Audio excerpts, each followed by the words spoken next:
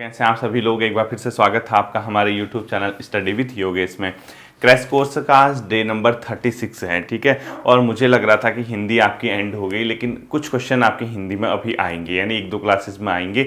और वो जो स्टार्टिंग है हिंदी भाषा का विकास, बोलियाँ, यहाँ से क्वेश्चन अब आपके रहेंगे, ठीक है। उसके बाद आप फिक्र मत करना, आपका एक आध दिन में मतलब जैसे हिंदी एंड होगी हम लोग फिर दूसरे सेक्शन की ओर चले जाएंगे। दूसरा, आज थोड़ा सा क्लास आपको एडजस्ट करनी पड़ेगी क्योंकि मेरे मार्कर की इंक एंड हो गई और मैं उसको लाना भूल गया। तो आप लोग जैसे मैं लिखूंगा कम, बोलूंगा ज़्यादा, ठीक है। फिर अगर लिखूंगा तो फिर आपको दिखेगा नहीं, क्योंकि डार्क नहीं दिखेगा और बहुत ज़्यादा मतलब अजीब सा लगेगा। इससे अच्छा लिखूंगा कम, आप लोग समझ जाना, ठीक है।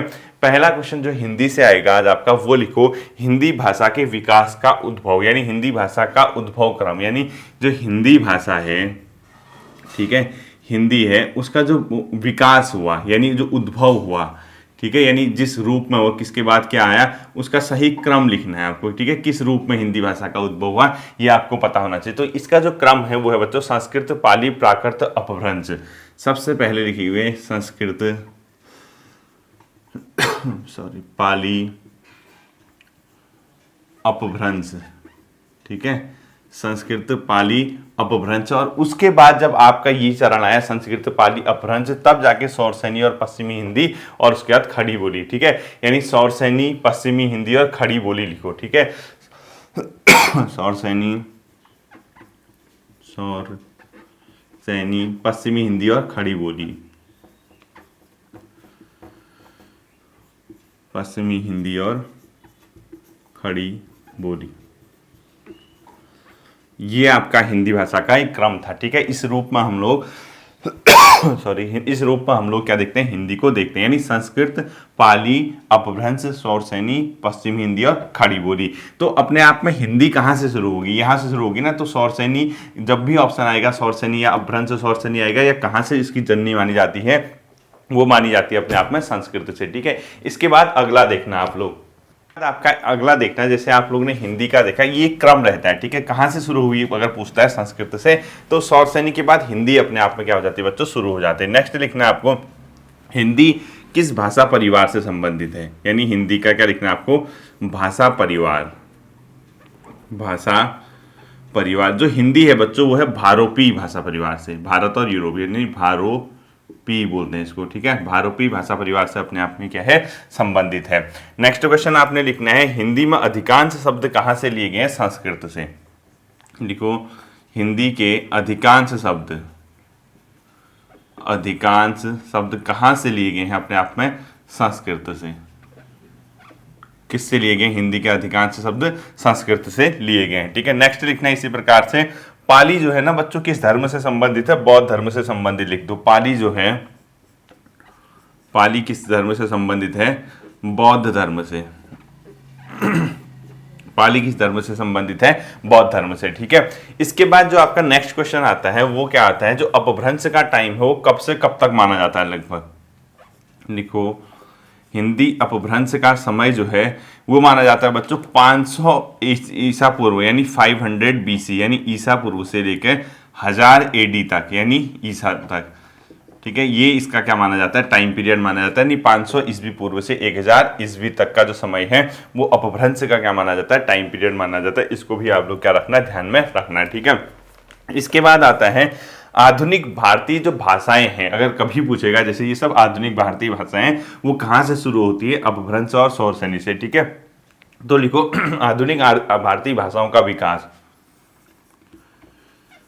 आधुनिक भारतीय भाषाएं ये शुरू हुई हैं कहाँ से, अपभ्रंश से, ठीक है। इनका विकास कहाँ से माना जाता है, अपभ्रंश या सौरसैनी, जो भी आएगा वो पूरा एक हो जाएगा, ठीक है। आधुनिक भारतीय भाषाएं कहाँ से विकसित हुई हैं, अपभ्रंश से विकसित हुई हैं। अगला क्वेश्चन आपने इस रूप में लिखना है। नेक्स्ट क्वेश्चन लिखना पूर्वी हिंदी, जैसे हिंदी है ना, आपको एक चीज पता होनी चाहिए कि पूर्वी हिंदी, पश्चिमी हिंदी के अंदर कौन कौन सी बोलियां आती हैं, यानी जो इंडिया का पूर्वी पोर्शन है, वेस्टर्न पोर्शन है, इसके अंदर कौन कौन सी बोलियां आती हैं। इस प्रकार से आप एक क्वेश्चन लिख लो, पूर्वी पश्चिमी हिंदी लिखो। अगर आपसे कभी पूछेगा पश्चिमी हिंदी के अंदर कौन सी अपने आप में बोलियां आती हैं, पश्चिमी हिंदी का हिस्सा है, ध्यान रखना खड़ी बोली, इसको ही कौरवी भी बोलते हैं, ठीक है। खड़ी बोली, एक बार क्वेश्चन आया था, इनमें से कौन सी एक अन्य बोली को कौरवी भी बोलते हैं, कौरवी, कौरव ना, कौरवी लिख देना, यानी खड़ी बोली का ही नाम क्या है अपने आप में, कौरवी। और ये किसका हिस्सा है, पश्चिमी हिंदी। तो पश्चिमी हिंदी के अंदर आएंगी खड़ी बोली है, इसके अलावा ब्रज, हरियाणवी और बुंदेली, ठीक है। ब्रज, हरियाणवी, ठीक है, इसके बाद बुंदेली, इसके बाद क्या लिखोगे, बुंदेली लिखोगे, यानी बुल्देलखंड वाली, ठीक है। और इसके बाद क्या आएगा, बुंदेली के बाद बुंदेली लिखना, बुंदेली ऐसे लिख लो, बुंदेली। और इसके बाद जो आता है आपको कन्नौजी। ये सब के सब किसके हिस्सा हैं बच्चों, कन्नौजी, ये किसके हिस्सा हैं, सब के सब पश्चिमी हिंदी आदि कर दो। और जो हरियाणवी है ना, हरियाणवी, इसके ब्रैकेट में आप लोग क्या लिखेंगे, बागरू, यानी हरियाणवी का ही अन्य जो है, इसको क्या नाम से जाना जाता है, बागरू। ये भी पूछता है, ठीक है, ये इंपोर्टेंट रखना। और एक खड़ी बोली को कौरवी बोलते हैं, ये भी आपको क्या रखना है, याद रखना है। इसी प्रकार जैसे इंडिया का वेस्टर्न पोर्शन है पश्चिमी, तो इसी प्रकार पूर्वी हिंदी का भी कोई ना कोई हिस्सा होगा। और कभी ये पूछेगा इनमें से कौन सी पूर्वी हिंदी से संबंधित है, तब आपको अवधी, बघेली और छत्तीसगढ़ी बेसिकली इसके अंदर आती हैं। अवधी, बघेली और छत्तीसगढ़ी बेसिकली, ठीक है, आदि कर दो। ये यहां से अपने आप में किसके अंदर आती, पूर्वी हिंदी के अंदर। यानी पूर्वी और पश्चिमी हिंदी के अंदर कौन सा पोर्शन आता है आपके दिमाग में रहना चाहिए। जैसे ही आप इस पोर्शन पे पहुंचोगे, आपको तुरंत क्या ध्यान रखना है, कुछ चीजें मैं आपको बताऊंगा। शौरसेनी से कौन कौन सी बोलियां विकसित हुई हैं, लिखो। अगर कभी आएगा शौरसेनी से विकसित हिंदी की कौन कौन सी, अपने आप में कौन कौन सी हिंदी का पोर्शन हुआ है, एक तो लिखोगे पश्चिमी हिंदी, ये सब शौरसेनी से विकसित हैं, ठीक है। इसके बाद लिखोगे राजस्थानी, पहाड़ी और गुजराती, राजस्थानी, पहाड़ी और गुजराती, ये किससे विकसित हुए बच्चों, ध्यान रखना, ये सब के सब हैं शौरसेनी से विकसित, आदि कर दो। और जब शौरसेनी से विकसित लिख दिया, सेकंड लिखना है आपको पैसाची से विकसित, ये बहुत इंपॉर्टेंट है, ठीक है। पैसाची से कौन कौन सी हिंदी की बोलियां या हिंदी का जो पोर्शन है वो डेवलप हुआ है, वो लिखना है आपको। लहंदा, पंजाबी और लहंदा और पंजाबी, लहंदा और पंजाबी।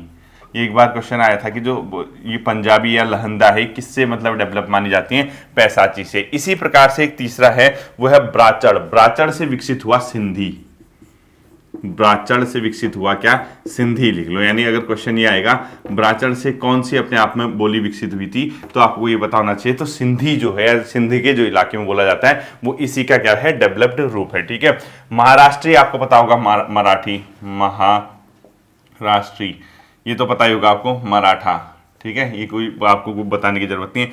मगधी के अंदर कौन कौन सी आती है, अगर क्वेश्चन आएगा तो बिहारी, बांग्ला, उड़िया, असमिया, ठीक है। अगला लिखो मागधी के अंदर कौन सी आएगी, इधर लिख देता हूं, ठीक है, मागधी, इसके अंदर कौन कौन सी आएगी, बिहारी, और इसके बगैर में बांग्ला भी लिख लो, कुछ हिस्सा बांग्ला का आता है, ठीक है। उड़िया यानी उड़ीसा वाला, उड़ीसा, असमिया जो असम वगैरह में बोली जाती है, ठीक है। तो ये मागधी के अंदर जो आने वाली है बिहारी, उड़िया, असमिया, और अपने आप में कौन सा आती है ये। और लास्ट आता है बच्चों अर्ध मागधी, इसके अंदर जो आता है वो आता है कौन सा, पूर्वी हिंदी, ठीक है। अर्ध मागधी, यानी अर्ध मागधी से ही पूर्वी हिंदी का क्या माना जाता है, विकास माना जाता है। पूर्वी हिंदी लिख लीजिए, ठीक है, यानी अर्ध मागधी से क्या लिखोगे आप, पूर्वी हिंदी। तो ये जो पोर्शन मैंने आपको बताया, ये बहुत इंपॉर्टेंट हो सकता है इस बार के क्वेश्चन में आपके यहीं से क्वेश्चन आ जाए। पूर्वी हिंदी के अंदर कौन सी आएंगी, पैसाची के अंदर कौन सी आएंगी, शौरसेनी कौन सी हैं, मागधी के अंदर, महाराष्ट्री के अंदर। तो इस प्रकार से आपका हो सकता है इस बार का क्वेश्चन आपसे इस पोर्शन से क्या हो जाए, बन जाए, ठीक है। जैसे आप लोग ने ये देखा हिंदी में, एक आध क्वेश्चन और यहाँ से इंपॉर्टेंट देखते हैं, फिर हम सीधे अगला कौन सा पोर्शन पकड़ते हैं, जीएस वाला पोर्शन पकड़ते हैं। और जीएस में याद रखना 6th की एनसीईआरटी एंड होने वाली है, ठीक है। और चंद में, चंद भी लगभग एंड है, एक आध क्वेश्चन, 2-4 क्वेश्चन बचेंगे, तो चंद भी आज आपका एंड हो जाएगा। तो देखो जैसे आपने ये पोर्शन पढ़ा, आधुनिक भारतीय भाषा मैंने बता दिया, अब पूर्वी हिंदी का विकास बता दिया, कौरवी किसको बोलते हैं ये भी बता दिया, हिंदी खड़ी बोली वगैरह किससे विकसित होती है ये बता दिया। एक लिख लो, खड़ी बोली किस समय जो विकसित हुई थी। खड़ी बोली का जो समय माना जाता है बच्चों 1000 AD के आसपास, यानी 1000 ईसा के आसपास लिख लो, पास, ठीक है। ये क्या बोली जाती है, मतलब किस चीज का विकास हुआ, अपने आप में खड़ी बोली। और अंतिम क्वेश्चन लिखो हिंदी का, हिंदी के अंतर्गत मुख्यतः बोलियां लिखो। हिंदी के अंतर्गत मुख्यतः बोलियां, मुख्यतः कितनी बोलियां बोली जाती हैं, 17, ठीक है। 17 बोलियां हिंदी के अंदर अपने आप क्या होती है बच्चों, बोली जाती है। तो आपको ये क्या होना चाहिए, यहाँ से पता होना चाहिए। अब जैसे ही हमने ये वाला पोर्शन किया, हमें तुरंत किस सेक्शन के और आना है, सेकंड वाले पोर्शन की। और वो सेकंड पोर्शन जो आज का रहेगा वो रहेगा जीएस का क्वेश्चन, ठीक है। जीएस वाले क्वेश्चन जो यहाँ से रहेंगे आपके, ठीक है। तो जीएस वाले पोर्शन के लिए आप लोग तैयार रहिए। तो जीएस के अंदर हमारा कौन सा पोर्शन होगा, डे 36। हम कोशिश करेंगे कि हमारी एनसीईआरटी आज क्या हो जाए, कंप्लीट हो जाए, 6th वाली। तो पहला क्वेश्चन लिखो, कालिदास है, आर्यभट्ट है, किसके दरबार में थे, ठीक है। कभी कभी क्वेश्चन आता है कि जो कालिदास जी थे और जो आर्यभट्ट थे ये किसके दरबार में थे। तो आपको याद रखना होगा कि कालिदास और आर्यभट्ट जो थे चंद्रगुप्त द्वितीय के दरबार में थे। तो इसमें लिखो चंद्रगुप्त द्वितीय, चंद्रगुप्त द्वितीय के दरबार में थे लिखो। और कालिदास तो पता है आपको, आर्यभट्ट जो थे खगोल शास्त्री थे। क्या लिखोगे, खगोल शास्त्री, यानी खगोल शास्त्र का इनको क्या था, बहुत ज्यादा नॉलेज था, यानी खगोल शास्त्री इनको जाना जाता था खगोल शास्त्री के रूप में। नेक्स्ट क्वेश्चन लिखना आपको, बाणभट्ट दरबारी कवि थे, यानी बाणभट्ट किसके दरबार में थे लिखो, बहुत इंपॉर्टेंट है।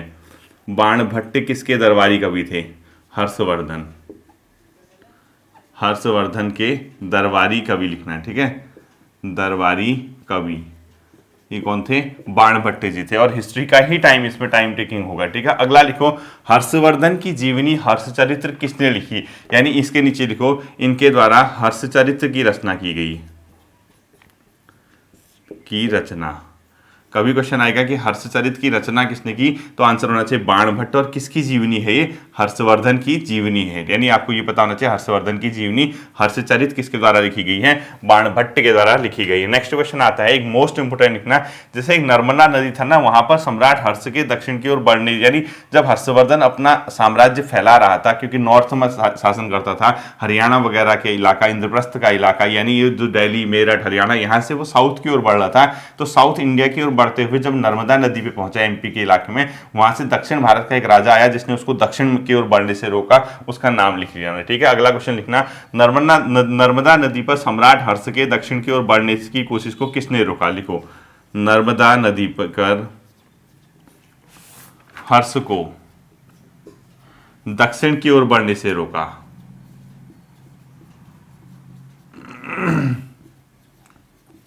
से रोका, ये किसने रोका सम्राट हर्ष को दक्षिण की ओर बढ़ने से, ये आपको पता होना चाहिए, पुलकेशिन द्वितीय। बहुत इंपॉर्टेंट क्वेश्चन है, ठीक है।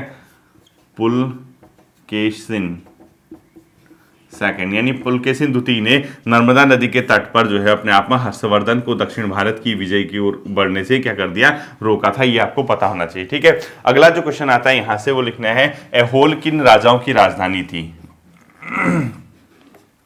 एहोल किन राजाओं की राजधानी थी, चालुक्यों की राजधानी, ठीक है। चालुक्य राजधानी क्या थी, एहोल, यानी एहोल किन राजाओं की राजधानी थी, चालुक्य राजधानी थी। और ये आपको याद रखना है कि इनकी दूसरी राजधानी थी बादामी, ठीक है। लिखो दूसरी राजधानी बादामी, ब्रैकेट में लिखो बादामी इनकी दूसरी राजधानी थी, बादामी भी लिख लो, ठीक है। और ये जो बादामी इनकी राजधानी बनाई गई थी वो किस शासक के द्वारा बनाई गई थी, इन्हीं का एक राजा हुआ करता था, उसका नाम था पुलकेशिन प्रथम, यानी ये इसके नीचे लिखो पुलकेशिन प्रथम के द्वारा, पुलकेशिन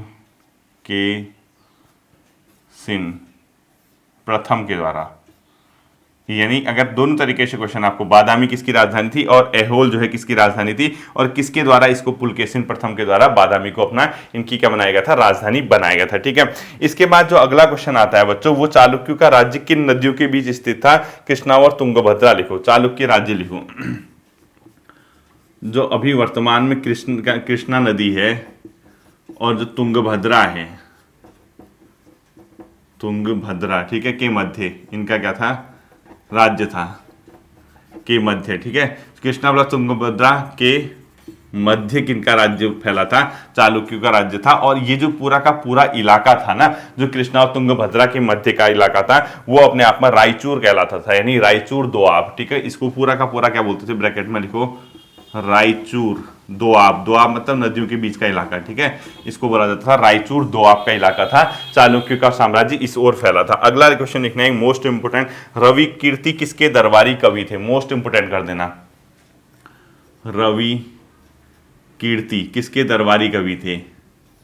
पुलकेशिन द्वितीय के दरबारी कवि, पुलकेशिन द्वितीय के कवि, दरबारी कवि, यानी उसके दरबार में थे। ठीक है, ये भी बहुत ज्यादा पेपर में पूछता है कि पुलकेशिन द्वितीय का मतलब ये रवि कीर्ति किसके दरबारी कवि थे? पुलकेशिन सेकंड के क्वेश्चन। ठीक है, अगला क्वेश्चन लिखना है सबसे प्रसिद्ध चालुक्य राजा भी इसी का था। जैसे पुलकेशिन सेकंड लिखा है ना आपने, इसी के ब्रैकेट में लिखो सबसे प्रसिद्ध चालुक्य राजा। सबसे प्रसिद्ध चालुक्य राजा कौन था? पुलकेशिन द्वितीय ही था, ये आपको पता होना चाहिए। यानी सबसे प्रसिद्ध चालुक्य राजा अगर कभी पूछता है तो वो कौन था? अपने आप में पुलकेशिन द्वितीय ही उसका नाम था। अगला क्वेश्चन आपने लिखना है पल्लवों को किसने परास्त कर उनके साम्राज्य को चोल साम्राज्य में मिला था? चोल वंश ने। ठीक है, यानी पल्लवों को पराजित किया था, लिखो पल्लव वंश था ना, उनको पराजित किया था चोल ने। पराजित करने वाले जो शासक थे चोल शासक थे। कौन थे? चोल शासक, यानी पल्लवों को पराजित करने वाला जो शासक हुआ करते थे चोल शासक हुआ करते थे। ठीक है, इसके बाद आपका जो नेक्स्ट क्वेश्चन आता है वो आपने लिखना है कि जो सबसे इंपोर्टेंट, ठीक है, चालुक्यों को अंततः पराजित किया था राष्ट्रकूट ने। लिखो चालुक्यों को पराजित, लिखो जैसे पल्लव लिखा ना आपने, चालुक्य पराजित हुए थे राष्ट्रकूटों से। राष्ट्रकूट भी शासक थे। ठीक है, राष्ट्रकूटों से, ये तो ऐसे रटने में तो ये तो कुछ नहीं कर सकते आप। चालुक्य पराजित किससे हुए थे? राष्ट्रकूट शासकों से हुए थे, जबकि पल्लवों को पराजित करने वाले जो शासक थे वो कौन थे? चोल शासक थे। ठीक है, अब कुछ नाम लिखूंगा दक्षिण भारत के यानी प्राचीन भारत के इतिहास में, वो पता होना चाहिए आपको। पहला लिखो नगर श्रेष्ठी। ठीक है, सेकंड लिखना आपको सार्थवाह, सार्थवाह। थर्ड लिखना आपको प्रथम कुलिक, प्रथम कुलिक। ठीक है, और इसके बाद जो अंतिम लिखना है आपको वो लिखना है कायस्थ। ये कौन होते थे? ठीक है, कायस्थ। कायस्थ याद रखना लिपिकों का प्रधान, लिपिक प्रधान लिखो, यानी लिपिकों का प्रधान, जो क्लैरिकल में होते ना उनका प्रधान जो होता था वो कायस्थ कहलाता था। प्रथम कुलिक जो होता था वो होता था मुख्य शिल्पकार, मुख्य शिल्पकार। ठीक है, सार्थवाह जो होता था बच्चों व्यापारियों के काफिले का नेता, व्यापारी काफिले का नेता, व्यापार ऐसे लिखो व्यापारियों के काफिले का नेता, यूं के काफिले का नेता। ठीक है, और नगर श्रेष्ठी जो होता था मुख्य बैंकर होता था। क्या लिखोगे? मुख्य बैंकर या शहर का व्यापारी जो लोन देता था, मुख्य बैंकर लिखो, मुख्य बैंकर। यानी बैंक का काम क्या होता है? लोन वगैरह देना। तो जो भी वो करेगा, जिस प्रकार से भी इसका ऑप्शन देगा, आपको याद रखना कि बहुत इंपॉर्टेंट टर्मिनोलॉजी यूज होती है, और लगा लो 6th की एनसीईआरटी की किताब में ये शब्द आपको दिए हुए हैं। ठीक है, तो आपको ध्यान रखना है। इसके बाद जो आपका नेक्स्ट क्वेश्चन आता है वो लिखना है प्रशासन की प्राथमिक इकाई क्या हुआ करती थी? गाँव। ये तो पता ही होगा, तो लिखने की जरूरत नहीं है कि प्रशासन की प्राथमिक इकाई क्या होती थी। एक सभा शब्द लिखो, सभा। प्राचीन भारत यानी इस शासन काल में सभा क्या होता था? ब्राह्मण भूस्वामियों का संगठन था। ठीक है, दक्षिण भारत में ब्राह्मण भूस्वामी यानी ब्राह्मणों जो भूस्वामी थे उनका संगठन हुआ करता था। ठीक है, ब्राह्मणों के जो ब्राह्मण भूस्वामी थे उनका एक संगठन था, उसको क्या कहा जाता था? प्राचीन भारत के इतिहास में सभा नाम से संबोधित किया जाता था। ये भी आपको क्या होना चाहिए? पता होना चाहिए। जो नेक्स्ट क्वेश्चन इसके बाद आता है आपका वो देखना आप लोग, क्या उर क्या होता था? ग्राम सभा। उर होती थी बच्चों ग्राम सभा। ठीक है, यानी उर की क्या होती थी? ग्राम सभा। और नगरम होता था व्यापारियों का संगठन। नगरम क्या होता था? व्यापारियों का संगठन। यानी नगरम क्या है? व्यापारियों का संगठन। उर क्या है? ग्राम सभा। और सभा क्या होती थी? ब्राह्मण भूस्वामियों का संगठन। ये दोनों चीजें आपको पता होनी चाहिए। इसके बाद आता था महरौली का लौह स्तंभ कहां पर है? ये इंडिया उसका आ गया, नॉर्थ इंडिया का। ठीक है, महरौली लौह स्तंभ, महरौली लौह स्तंभ, ये है बच्चों दिल्ली में। कहाँ लिखोगे? महरौली का लौह स्तंभ किस जगह पे है? दिल्ली में अवस्थित है, ये आपको पता होना चाहिए। ठीक है, तो लिखो महरौली का लौह स्तंभ कहाँ पर है? दिल्ली में। महरौली लौह स्तंभ दिल्ली में अवस्थित है। और ये जो महरौली लौह स्तंभ है, इसमें किस शासक का नाम लिखा है? चंद्र नाम के शासक का उल्लेख हुआ है। लिखो इसमें, लिखो चंद्र नामक शासक का उल्लेख, चंद्र नामक शासक का इसमें क्या हुआ है? उल्लेख हुआ है। ठीक है, किसमें? महरौली लौह स्तंभ में। और इसकी जो ऊंचाई है लगभग 7.5 मीटर। लिखो 7.5 मीटर क्या है इसकी ऊंचाई है? किसकी? ये महरौली लौह स्तंभ की। और ये कुतुब मीनार के अपने आप में पास है। ठीक है, दो शब्द लिखोगे आप। स्तूप का शाब्दिक अर्थ लिखो टीला। बौद्ध धर्म में आपने सुना होगा ना, स्तूप का शाब्दिक अर्थ क्या है? टीला है। और कागज का आविष्कार लिखो चीन में। कागज का आविष्कार किस देश में हुआ? अगर कभी पूछता है चीन में। वैसे तो पता ही होगा आपको कागज वगैरह का आविष्कार किस देश में हुआ था? चीन में हुआ था। ठीक है, अब जैसे आपको जो ये बौद्ध स्तूप थे या मंदिर वगैरह थे, उनसे संबंधित दो तीन मतलब स्ट्रक्चर जो बनते थे प्राचीन भारत में, स्थापत्य कला या जो भी है, उससे संबंधित एक दो चीजें पता होनी चाहिए। वो शब्द मैंने एक ब्लॉग बनाया था जब मैं अपने घर गया था, आपको याद होगा, मंदिर वाला, उसमें भी उन शब्दों का उल्लेख किया था। एक लिखो आप प्रदक्षिणा पथ, प्रदक्षिणा पथ। ठीक है, दूसरा आपने लिखना है धातु मंजूषा। क्या लिखना है? धातु मंजूषा। थर्ड आपने इसी प्रकार से लिखना है क्या? वेदिका। थर्ड क्या लिखना है आपने? वेदिका। और फोर्थ आपने क्या लिखना है? गर्भगृह। गर्भगृह लिखना है। ठीक है, और फिफ्थ क्या लिखना है आपको? शिखर। और एक लिखना है मंडप।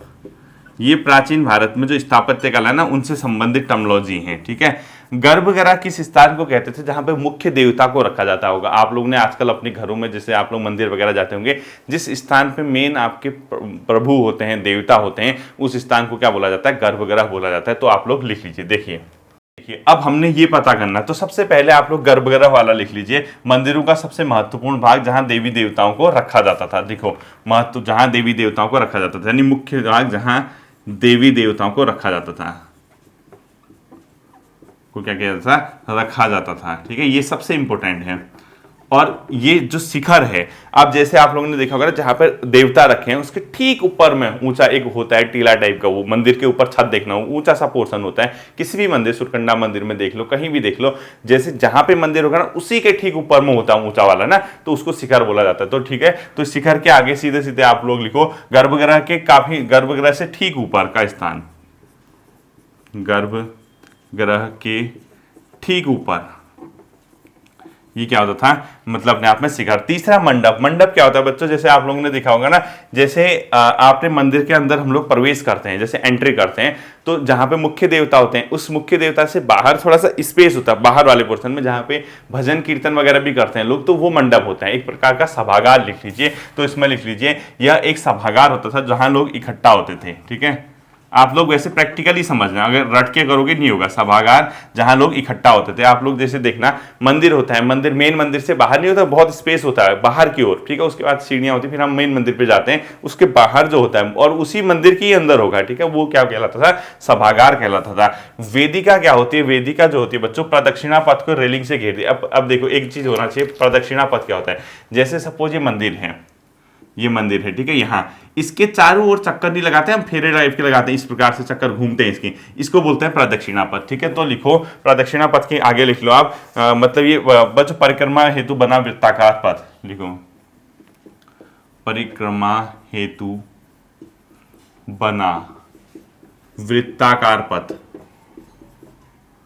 वृत्ताकार पथ क्या कहलाता है? प्रदक्षिणा पथ। और धातु मंजूषा तो खैर अलग चीज है, धातु मंजूषा तो ये बौद्ध धर्म से संबंधित हो गया। और लास्ट वेदिका के अंदर लिखो, ये जो प्रदक्षिणा पथ होता था ना, इसको रेलिंग से घेर दिया जाता था। आपने देखा जैसे बाउंड्री होती है वो, जैसे आप जैसे सपोज देखो ये मंदिर है, मेन जो बिल्डिंग है मंदिर की, ठीक है, इसके चारों ओर आप ऐसे चक्कर लगाते होंगे इस प्रकार से। ठीक है, ये आप चक्कर लगा रहे हैं मंदिर के चारों ओर प्रदक्षिणा पथ। अब इस चारों ओर चक्कर लगा तो कोई ना कोई रेलिंग होगी इसके बाहर, ही रेलिंग घेर दिया उसको। ठीक है, तो उसी को बोला जाता है। तो लिखो प्रदक्षिणा पथ को रेलिंग से घेर दिया जाता था, जिसको वेदिका बोलते थे। लिखो प्रदक्षिणा पथ को रेलिंग से घेर दिया जाता था, घेर दिया जाता था, उसी को क्या बोला जाता था, प्रदक्षिणापथ। धातु मंजूषा तो खैर अलग चीज है, धातु मंजूषा लिख लो। बौद्ध धर्म, इसमें लिखना बुद्ध के अनुयायियों के शरीर के अवशेष अथवा उनके द्वारा प्रयुक्त कोई भी चीज एक डिब्बे में रखी जाती थी। या लिखो बुद्ध के अनुयायियों द्वारा, इसमें धातु मंजूषा के आगे लिखो बुद्ध के अनुयायियों द्वारा, जो बौद्ध धर्म था ना उसके अनुयायी फॉलोवर थे, उनके द्वारा प्रयोग की गई जो चीजें थी वो एक डब्बे में रख दी जाती थी, जिसको क्या बोला जाता था, धातु मंजूषा। तो लिखना बुद्ध के द्वारा प्रयोग की गई चीजें एक डब्बे में रख दी जाती थी, जिसको क्या बोला जाता था, अपने आप में धातु मंजूषा। तो अगला देखो पुराणों की संख्या कितनी है, अष्टाध्यायी पुराण कहते हैं ना, तो पुराण जो है बच्चों 18 पुराण है, ठीक है। और सबसे प्राचीन जो पुराण है मत्स्य पुराण सबसे प्राचीन है, सबसे प्राचीन यानी ओल्डेस्ट जो है वो अपने आप में क्या है, मत्स्य पुराण है, ये ध्यान रखना, ठीक है। अगला लिखना आपको पुराणों के संकलन से जुड़े थे, यानी कौन कौन से लोग इसके संकलन यानी इसको कलेक्ट करने में जुड़े थे। एक महर्षि वेदव्यास का नाम सुना होगा, लोमहर्ष का सुना होगा, ठीक है। तो लिखो वेदव्यास प्लस लोमहर्ष, और कहीं आपको उग्रश्रवा भी दिखेगा तीसरा, ठीक है। तो उग्रश्रवा भी लिख दो ब्रैकेट में।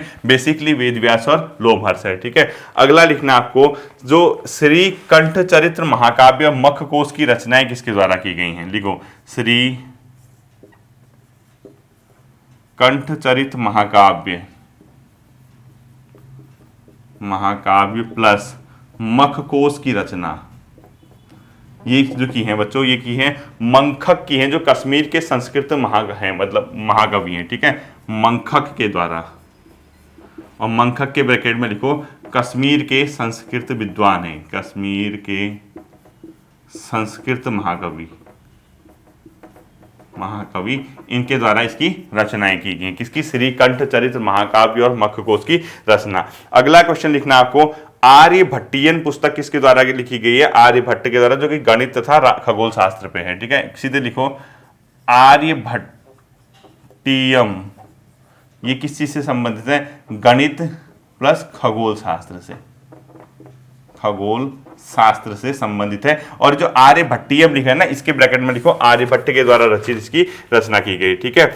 अब जो आता है आपका अब यहां से कुछ रचनाएं दी हैं 6th की बुक में। आप बताओ मेघदूत किसने लिखी है, कालिदास ने। रामायण किसने लिखी है, वाल्मीकि ने। ये तो पता होगा ना, मेघदूत किसकी है, कालिदास। रामायण किसकी है, रामायण किसने लिखी है, वाल्मीकि, ठीक है। अब ये तो बहुत बेसिक चीज है, लेकिन अगर आपसे दो साउथ इंडियन वगैरह इधर के उधर के पूछे, एक लिखो शिल्पकाधिकारम, बहुत इंपॉर्टेंट कर देना इसको, और मणिमेखलई, ठीक है। शिल्पकाधिकारम लिखो, बहुत इंपॉर्टेंट है। शिल्पकाधिकारम की रचना किसने की है, बहुत ज्यादा इंपॉर्टेंट है। शिल्पाधिकारम, ये जो रचना है बच्चों, ये है किसको, इलांगो द्वारा, इलांगो की है, ठीक है, साउथ इंडियन की है। और लास्ट जो लिखना है आपको वो लिखना है मणिमेखलई, ये किसकी लिखी है, शीतलय संतनार द्वारा। मणिमेखलई की रचना किसने की है, वो की है शीतलय संतार द्वारा, ठीक है। तो ये आपका क्या था, 6th की एनसीईआरटी का द एंड और सबसे लेंदी पोर्शन है। अब सडनली आपको जब नेक्स्ट आपकी क्रैश कोर्स की क्लास आएगी, उसमें आपको क्या दिखने लगेगा, मेडिवल हिस्ट्री, जहां आपको कुतुबुद्दीन ऐबक, ये वो मुगल अलाना फलाना, वो 7th है। जैसे ही हम 7th एंड करेंगे 8th में आएंगे, आपको मॉडर्न हिस्ट्री दिखने लगेगी, अंग्रेज, गांधी, ये वो सब, ठीक है। तो 6th की एनसीईआरटी आपकी एंड होगी, आपको बेफिक्र रहिए, मैंने इसको पूरा चुन चुन के क्वेश्चन निकाल रखे हैं, और ये बहुत टाइम है, बहुत लेंथी, 17 चैप्टर थे इसमें, सोचो तो उसमें टाइम तो लगता ही है, ठीक है। अब जो आता है इसके बाद बच्चों उत्तराखंड, जब तक कि आपको उत्तराखंड न पढ़ो आपकी आत्मा को तृष्णा मिलती ही नहीं है, मैं जानता हूं। और ये भी याद रखना, कल पहले क्वेश्चन कराया था शायद, वो जो क्वेश्चन था कि जो गड़सार भूमि दान किसने दी थी, यानी आप लोगों को मैंने कॉमेंट सेक्शन में भी पिन कर दिया था, गड़सार भूमि बद्रीनाथ मंदिर को दान करने वाला फतेह शाह करना, उसको मैंने शायद जगत चंद करा दिया, मुझे कहीं दिखा होगा जगत चंद, अब हो सकता है किताब वाले ने भी एरर यानी कोई मिस्टेक उससे भी हो गई हो, चाहे लेखन मिस्टेक हो गई या कुछ हो गया हो। तो गड़सार भूमि मंदिर को जो दान करने वाला शासक था बद्रीनाथ भूमि को, फतेह शाह करना, ठीक है। कल की टॉपिक का करेक्शन जो है, अब देखना चंद एंड हो जाएगा, ठीक है। तो लिखो सयाना, बूढ़ा, कमीणा जैसे अधिकारियों की नियुक्ति किसने की थी, सयाना। थोड़ा सा आपको अगर प्रॉब्लम हो रही होगी देखने में तो एडजस्ट कर लेना, बोल रहा हूं मैं, ठीक है। बूढ़ा व कमीणा जैसे अधिकारियों की नियुक्ति लिखो सोमचंद द्वारा, यानी चंद वंश से संबंधित है कहने का मतलब, ठीक है। देखो सयाना, बूढ़ा और कमीणा जैसे अधिकारियों की नियुक्ति करने वाला शासक कौन था? सोमचंद था, ठीक है। अगला लिखो, जो यहाँ पे आपको पता होना चाहिए, ज्ञानचंद को राजाधिराज महाराजा किस में कहा गया है, ठीक है, किस ताम्रपत्र में? ज्ञानचंद को राजाधिराज महाराज कहा गया है, यानी किस जगह के ताम्रपत्र में कहा गया है? ये सेरा खड़कोट का एक ताम्र अभिलेख मिला है, उसमें कहा गया है, ठीक है। लिखो सेरा खड़कोट के ताम्र अभिलेख में, ताम्र अभिलेख में क्या कहा गया? सेरा खड़कोट के ताम्र अभिलेख में ज्ञानचंद को राजाधिराज महाराज की उपाधि दी गई, ठीक है। अगला लिखना है आपको, नीलू कठायत किसका सेनापति था?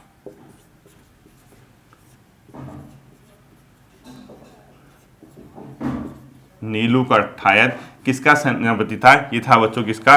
गरुड़ ज्ञानचंद, लिखो गरुड़ ज्ञानचंद का ही सेनापति था, ठीक है। अगला क्वेश्चन आपको पता होगा, रौत भूमि, चंद शासन में रौत भूमि किसे दान दी जाती थी? इंपोर्टेंट क्वेश्चन है। चंद शासन में रौत भूमि किसको दी जाती थी? ये होता मतलब वीरता प्रदर्शन करने वाले सैनिकों को, लिखो वीरता का प्रदर्शन करने वाले सैनिकों को, वीरता का प्रदर्शन करने वाले सैनिकों को जो भूमि दी जाती थी उसको क्या बोला जाता था? रौत नाम की भूमि, ठीक है। अगला लिखो, सर्वाधिक समय तक शासन करने वाला चंद शासक, ज्ञानचंद। सर्वाधिक समय तक शासन करने वाला चंद शासक जो था बच्चों, वो ज्ञानचंद जी थे, ठीक है।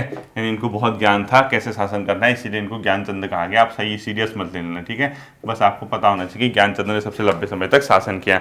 अगला लिखना है आपको, कटकू नौला किस जिले में है? पिथौरागढ़ में, जो कि भारतीय चंद के सौर आक्रमण पर प्रमाण है, ठीक है। अगला लिखो, कटकू नौला, कटकू नौला कहाँ है? पिथौरागढ़ में। कटकू नौला ये कहाँ पड़ता है? पिथौरागढ़ में, जो कि ब्रैकेट में लिखो, भारती चंद के सौर पर आक्रमण करने का प्रमाण देता है। भारती चंद के, सौर घाटी बोलते हैं ना पिथौरागढ़, भारती चंद के सौर पर आक्रमण करने का प्रमाण देता है, ठीक है। किसके? भारती चंद के सौर पर आक्रमण करने का प्रमाण देता है। अगला लिखना है आपको, सिरा विजय के बाद भारती चंद द्वारा अपना सामंत, ये तो छोड़ दो, कुंवर उपनाम से किसको जाना जाता था? कुंवर उपनाम से जाना जाता था कीर्ति चंद को, ठीक है। किसको जाना जाता था? कीर्ति चंद को जाना जाता था, ठीक है। ये भी ध्यान रखना। अगला लिखो आप लोग, अल्मोड़ा को उत्तराखंड की सांस्कृतिक राजधानी बनाने का प्रयास किसने किया था? रुद्रचंद ने। अल्मोड़ा को सांस्कृतिक, यानी पूरे उत्तराखंड की सांस्कृतिक राजधानी बनाने का प्रयास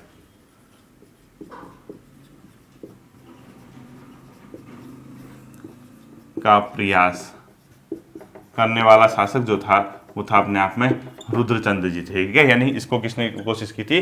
रुद्रचंद ने। अगला लिखना है आपको, मैसी, ये तो चंदू का तुगलक किसको कहा जाता था? देवीचंद, लिखो चंदू का तुगलक,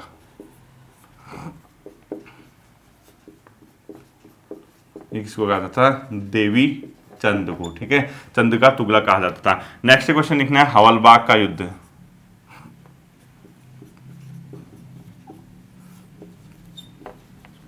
1790-91 में, लिखो किसके बीच हुआ था? गोरखा प्लस चंद शासकों के बीच हवलबाग का युद्ध हुआ था, ठीक है। नेक्स्ट क्वेश्चन लिखना है, सीकदार या सरीदार किसे कहा जाता था? दीवानी परगने के अधिकारी को। सीकदार या सरीदार ये होता था एक चंद शासन में एक दीवानी, जहां ये दीवानी मामले होते थे ना, वहां का जो परगना यानी प्रांत था उसका अधिकारी, परगने का अधिकारी जो होता था, यानी चंद शासन का एक अधिकारी था दीवानी मामले वाला, ठीक है। सीकदार या सरीदार उसको क्या कहा जाता था? कहा जाता था। बक्सी किसको कहते थे? फौजदार परगने के अधिकारी, लिखो बक्सी, लिखो जहां मामले होते थे कौन से? बक्सी, फौजदार परगने, यानी क्रिमिनल मामला जहां होगा का जो अधिकारी होता था वो क्या कहलाता था? बक्सी कहलाता था, ठीक है। बक्सी हो गया और अपने आप में सीख रहे। बूढ़ा चौरा किसको कहा जाता था? समान या बूढ़ों को न्याय का तर्ज छोड़ो। कुमाऊं की गद्दी पर 2 बार बैठने वाला चंद शासक, लिखो सोमचंद, नमोहन चंद।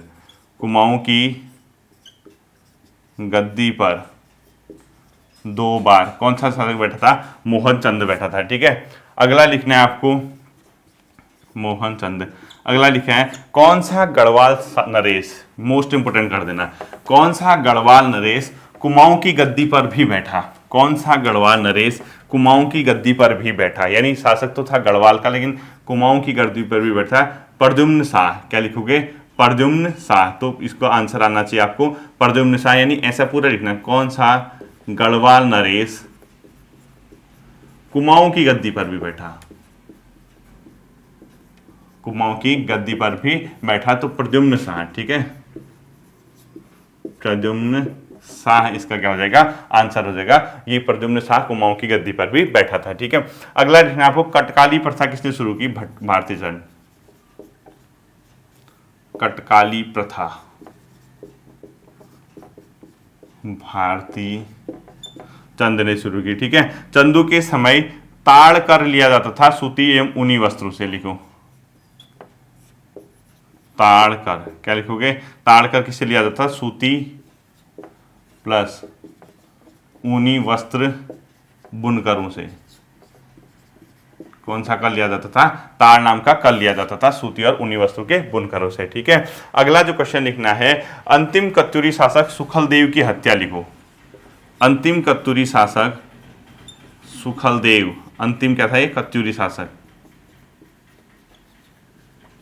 की हत्या रुद्रचंद द्वारा,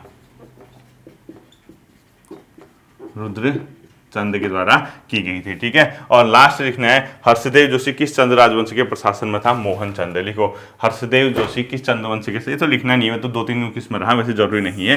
तो आपका ये हो गया। ठीक है, ये था आपका लगभग एंड। अब 2-4 क्वेश्चन हो सकता है कि चंद के और बचे हों, मैं चेक कर लूंगा कि आपका कुछ बचा है कि नहीं बचा है। और आप लोग अगर इतना करके जाएंगे तो मुझे नहीं लगता कि इससे बाहर सभी करा दिए फैक्ट। लगभग अब क्रैश कोर्स भले ही है, अब फैक्ट आएंगे आपके एग्जाम में, क्योंकि पहले हमने इसको ढंग से पढ़ा है। अगर जो बच्चे नहीं समझ पा रहे हैं उनके लिए तो फाउंडेशन कोर्स आ ही रहा है, वो मैं फिर समझा के पढ़ाऊंगा। अभी तो क्योंकि एग्जाम है आगे, तो अभी इसी तरीके से इसको कंप्लीट करना है। कल से मिलते हैं पवार क्लास 7th और दूसरे चीज़ के साथ। ठीक है, अपना ध्यान रखिए। Thank you.